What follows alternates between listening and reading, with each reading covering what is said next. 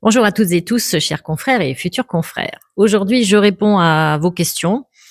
On va le faire en deux parties. D'abord, le métier et son périmètre d'intervention, et puis après, on abordera des points un peu plus juridiques. Alors, quelle est la différence entre la sélection et le filtrage acquéreur, ou plus exactement, qu'a-t-on le droit de faire et de ne pas faire à ce niveau-là? Bon, ce que l'on peut faire, on va faire clair et simple, c'est le filtrage. C'est-à-dire, vous passez l'annonce pour le compte de votre client, ou il la passe lui-même. Éventuellement, vous pouvez répondre, mais uniquement en demandant quelle est votre recherche. D'abord, est-ce que vous êtes bien un particulier? Et ensuite, quelle est votre recherche et votre financement? C'est tout. On ne peut rien faire de plus. Avec l'expérience, je vous conseille plutôt de former vos clients, d'expliquer à vos clients comment le faire eux-mêmes. Pourquoi? Parce que les vendeurs, dès qu'ils passent l'annonce, ils vont être informés tout de suite de ce qui se passe. C'est normal, ils sont stressés. Donc, eux, ils peuvent aller voir à 2 heures du matin, le dimanche, quand vous ne pouvez pas forcément aller gérer les contacts. Donc, je me suis rendu compte avec l'expérience que, au bout d'un moment, très très vite, on ne sait plus qui a répondu à qui. Alors, ce qui est sûr, c'est que il faut que votre vendeur ait accès, bien évidemment, à la boîte mail qui gère l'annonce, parce que vous savez que nous n'avons pas le droit d'avoir un contact direct normalement avec les acquéreurs. Ceci dit, on peut faire donc le filtrage en posant seulement les questions que j'ai évoquées plus haut. Mais franchement, apprenez plutôt à vos vendeurs à le faire parce que ils vont très souvent voir la boîte mail et très souvent ça fait doublon. Voilà. Et je rappelle que comment on sait ce que l'on a le droit de faire et de pas faire, eh bien, c'est parce que PAP, vous savez, a gagné son procès contre l'AFNAIM et le CNPI et gagné également en appel. Donc, ça a fait jurisprudence. La seule chose qui est interdite, et là, faites très attention, c'est que vous pouvez filtrer, mais pas prendre les rendez-vous. Vous n'avez pas le droit de prendre les rendez-vous à la place de votre client, pour le cas où c'est vous qui feriez le filtrage. Bon, moi, ce que je fais en général, c'est que j'explique aux vendeurs comment le faire eux-mêmes. Mais s'ils sont absents, s'ils sont en vacances, enfin, ils partent une petite semaine, quelques jours, ou ils ont une indisponibilité, évidemment, je peux prendre le relais. Mais faites attention à ça. Mieux vaut apprendre à vos clients à le faire eux-mêmes. Peut-on coacher les acquéreurs? Alors, bon, il n'y a pas d'interdiction à coacher les acquéreurs. Ce qu'on préconise en général, c'est dans le cas d'une prestation. Vous pouvez faire une prestation de conseil où vous leur expliquez comment réaliser leur cahier des charges, comment trouver un financement, quelles questions poser et les points importants à évoquer pendant la visite, etc. C'est juste une prestation de conseil. Parce que si vous faites plus, là, vous devenez chasseur immobilier. Bon, c'est pas le même métier. Peut-on être présent aux visites? Non. Non, même si j'ai souvent entendu oui, mais je serai sage, je ne dirai rien. Ça permet de sécuriser mes vendeurs. Ça permet après de débriefer. Bien sûr, c'est eux qui font la visite et ça permet de voir comment ils font et de débriefer avec eux. Bon, là vraiment, je vous le dis, faites très attention à ça. C'est du pénal. Vous ouvrez la bouche. Si vous êtes face à quelqu'un de mauvaise foi, pire, comme on l'a déjà vu, et là aussi c'est l'expérience qui parle, quelqu'un qui veut vous piéger, c'est du pénal. Exercice illégal de la profession d'agent immobilier, je ne peux que vous conseiller de ne jamais, jamais être présent aux visites, quand bien même vous ne dites rien. Question suivante, peut-on utiliser des logiciels pour réaliser les avis de valeur? Absolument. Déjà, nous avons, parce que ça aussi on m'a posé la question, nous avons le droit, bien sûr, de faire des avis de valeur ou des estimations, ce qui est différent de l'expertise, attention. Mais les estimations, oui, on a le droit de les faire. Et bien sûr, vous pouvez utiliser des logiciels. Ceci dit, au sein de l'académie, moi, je forme à la base, c'est-à-dire aux 4 méthodes de calcul. Je vous rappelle que notre métier a une obligation de moyens, pas de résultats. Donc, et que nos clients achètent une expertise et un savoir-faire.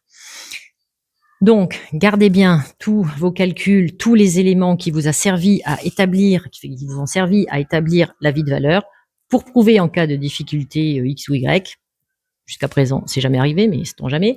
En tout cas, pour vous protéger, gardez bien tout le travail effectué pour réaliser l'avis de valeur. Et après, bien évidemment, vous pouvez tout à fait utiliser des logiciels après pour affiner. Quelles sont les modalités de règlement des honoraires? Alors, je sais que pour beaucoup d'entre vous, souvent ceux qui sont d'anciens agents immobiliers ou mandataires, c'est très compliqué, vous avez de la réticence à percevoir les fruits de votre travail tout de suite. Mais pour autant, si vos clients passent par un architecte, un décorateur, un homestager, que sais-je, ils payent la prestation. Un photographe, ils vont payer la prestation. Le diagnostiqueur, il paye la prestation. Eh bien, nous, c'est pareil. Et croyez-moi, ça ne pose aucune difficulté. Alors, les possibilités, bon, bien sûr, il y a le paiement comptant et je vous garantis que ça fonctionne. Ce que vous pouvez faire aussi, c'est prendre un acompte 30% minimum et puis ensuite, plusieurs fois, moi je l'ai fait régler sur 4, 5, 6 mois. Ce que vous pouvez faire aussi, c'est prendre un acompte et puis faire le solde au compromis de vente ou la promesse unilatérale, enfin au moment de l'avant-contrat, passer du délai SRU. Ça, c'est possible aussi. Je vous déconseille fortement, fortement de prendre un acompte et de faire un solde à l'acte authentique. Parce que déjà, c'est pas comme ça qu'on va éduquer les vendeurs à rémunérer nos prestations.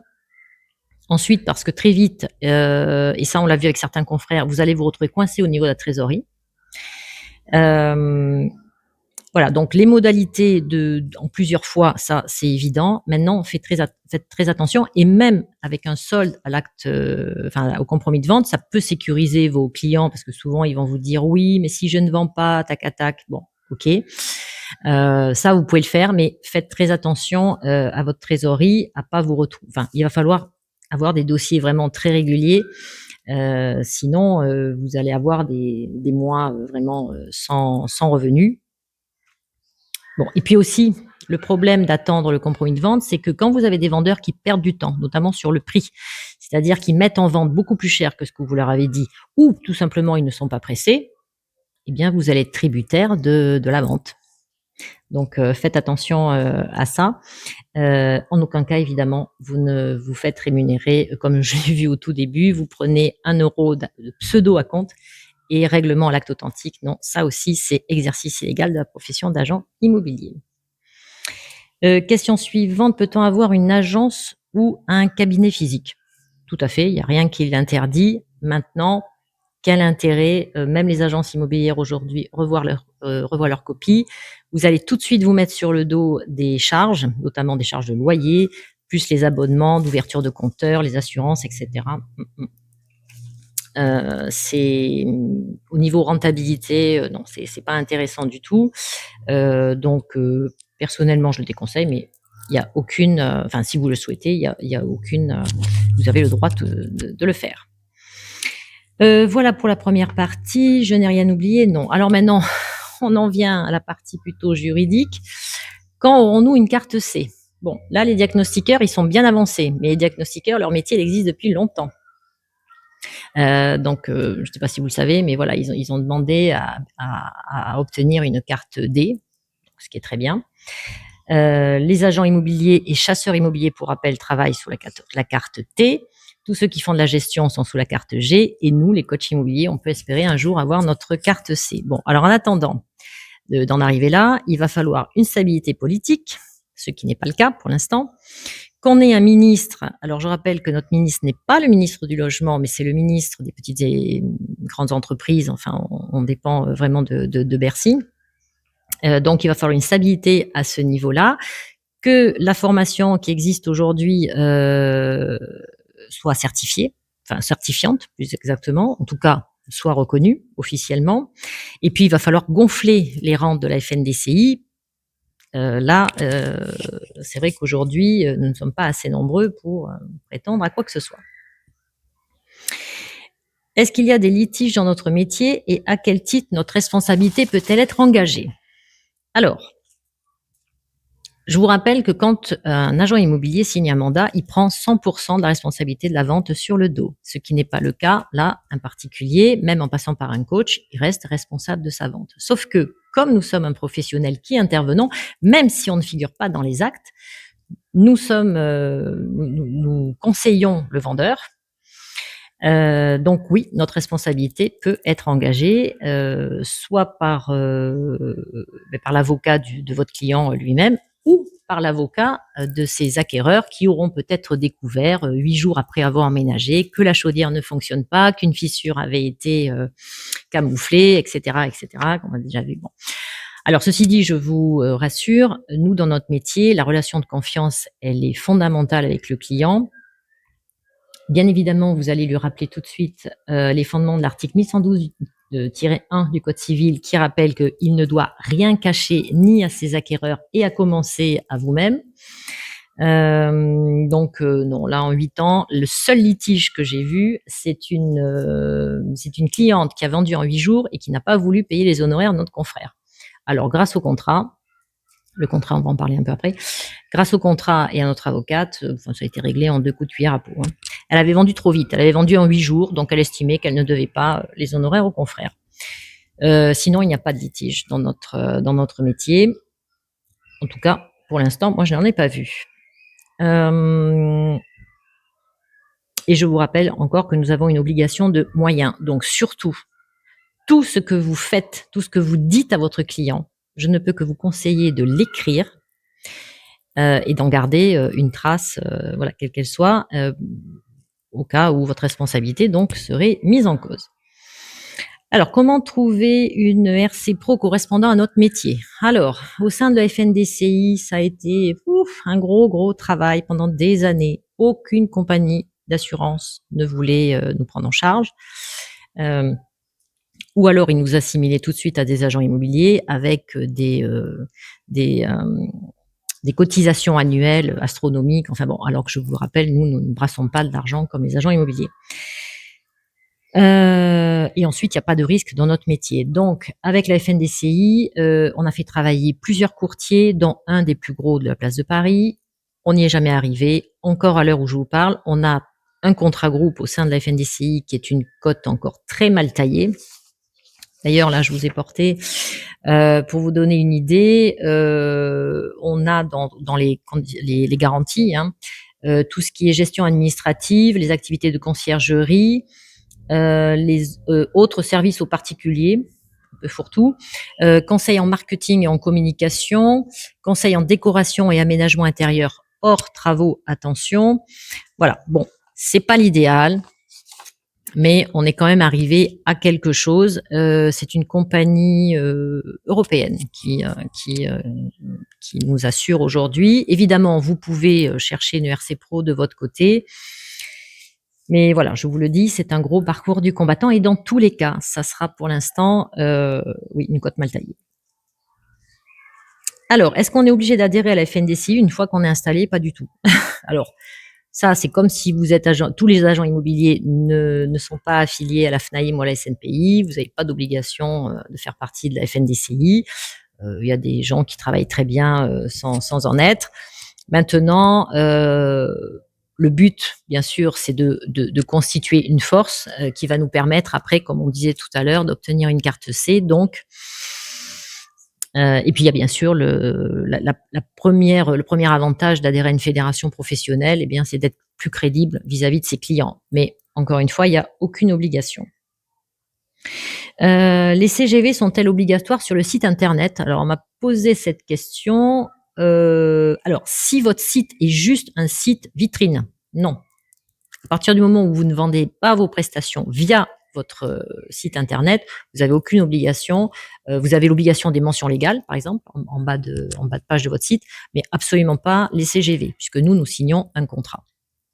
Si vous établissez des devis, là, vous devez avoir les CGV au dos de vos devis. Pour ce qui est du contrat, alors on va finir là-dessus parce qu'évidemment, on me pose très souvent la question, est-ce qu'on passe par un avocat en droit immobilier, avocat des affaires, avocat spécialisé des contrats et tout ça? Je vais vous dire, économiser du temps et de l'argent, on l'a fait pour vous il y a bien longtemps. Vous pouvez, pour exercer, vous pouvez trouver le contrat, donc le contrat de vente de prestation de services qui a été établi en bonne et due forme, qui a donc déjà servi à gagner un procès, qui a passé tous les tests de la DGCCRF et nous avons eu quelques contrôles. Voilà, donc en son temps, c'est moi qui l'avais rédigé puisque c'est ma spécialité. mais il a été validé bien sûr par notre avocate qui est celle de la FNDCI, qui connaît parfaitement notre métier. Elle a compilé des centaines de jurisprudences et c'est ce qui nous a permis d'ailleurs de coécrire la charte de déontologie. Donc, un contrat en bonne et due forme, vous l'avez, je vous mets le lien sur le site de l'académie, c'est le module 9 du site de l'académie. Je vous fournis le PDF, on fait une visio de 45 minutes, 1 heure, on prend le temps, on le dépiote ensemble. Et bien sûr, après, je vous aide à le remplir avec vos propres mentions. Voilà. Et le prix, je crois que c'est 400 € TTC. Voilà, parce que sinon, vous allez passer par un avocat, même s'il est spécialisé en droit immobilier, il va devoir faire tout le travail qui a déjà été fait. Ça n'a pas grand intérêt. Bon. Voilà. J'espère que j'ai répondu le plus simplement et le plus efficacement possible. Sinon, n'hésitez pas à me solliciter dans les commentaires. Likez, partagez, abonnez-vous, faites vivre la chaîne. Et puis, je vous dis à très vite pour une prochaine émission.